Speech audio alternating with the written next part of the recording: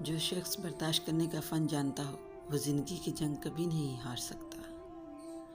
عورت موم کی طرح نرم فطرت کی ہوتی ہے، جس سانچے میں ڈھالنا چاہو گے ڈھل جائے گی۔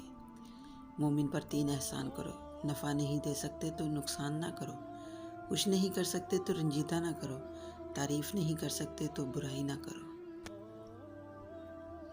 حضرت علی رضی اللہ تعالیٰ عنہ نے فرمایا، کسی پر بھروسہ کرنا ہے تو مکمل بھروسہ کرو، یا تو تمہیں اچھا دوست ملے گا، نہیں تو ایک سبق۔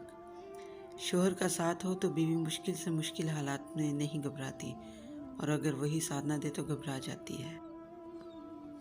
اس انسان پر بھروسہ کرو جو تمہاری 3 باتیں جان سکے: مسکراہٹ کے پیچھے دکھ، چپ رہنے کے پیچھے وجہ، اور غصے کے پیچھے پیار۔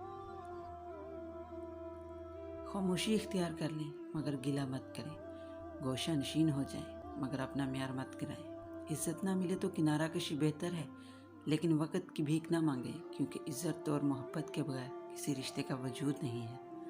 جو پشیمان کی غلطی کو معاف کرے گا، قیامت کے دن اللہ اس کے گناہوں کو معاف کرے گا۔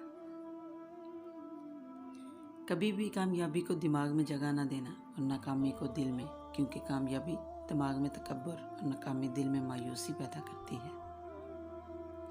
یہ نہ سوچو کہ اللہ تمہاری دعا کو فوراً قبول نہیں کرتا، یہ شکر کرو کہ تمہارے گناہوں کی سزا فوراً نہیں دیتا۔